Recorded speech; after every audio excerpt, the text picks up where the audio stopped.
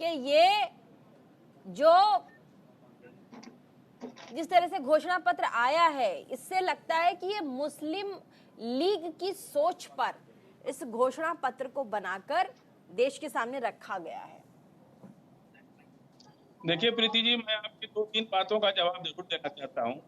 एक तो बार बार ये ईडी की बात होती है कि बंगाल के अंदर ईडी पे हमला हो गया। आपको याद है इंस्पेक्टर सुबोध उत्तर प्रदेश के अंदर बुलंदशहर में एक घटना हुई थी जहां इंस्पेक्टर सुबोध की हत्या कर दी गई थी और हत्यारे बीजेपी के कार्यकर्ता थे और बीजेपी के नेता उनको जेल से माला पहना के रिसीव किए। इतना जघन्य पाप करने के बाद ये लोग कैसे दूसरे पे उंगली उठा सकते हैं कि हमारे देश का एक नौजवान, देश का हिंदू अफसर, उसको ये लोग जान से मार दिए दौड़ा दौड़ा करके। वो नहीं दिखाई देता है किसी को। और ईडी पे हमला हो रहा है तो वो इनको दिखाई दे रहा है। और किसने किया नहीं किया ये तो अभी जांच चल रही है, एफआईआर हुई है।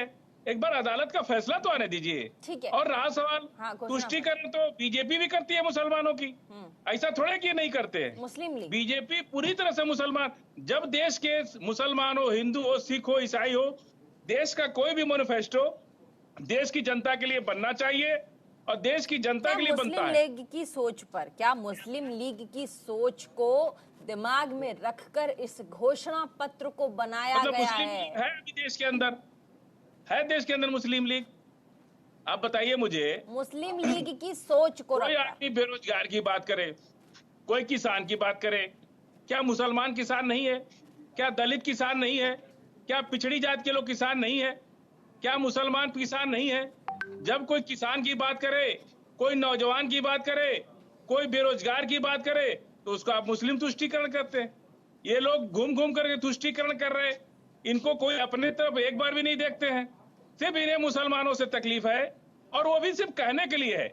हम लोग तो नरेंद्र मोदी से बहुत खुश हैं।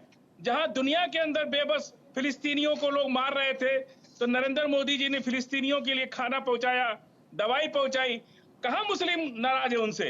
मुसलमानों, दुनिया भर, हम लोग सिर्फ मोदी जी से इतनी सी बात कहते हैं कि जिस तरह से आप दुनिया के मुसलमानों से प्यार करते हैं, भारत के मुसलमानों ने आपका क्या बिगाड़ा है?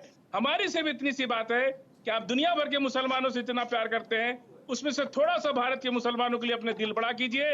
हमारी आपकी कोई लड़ाई नहीं है।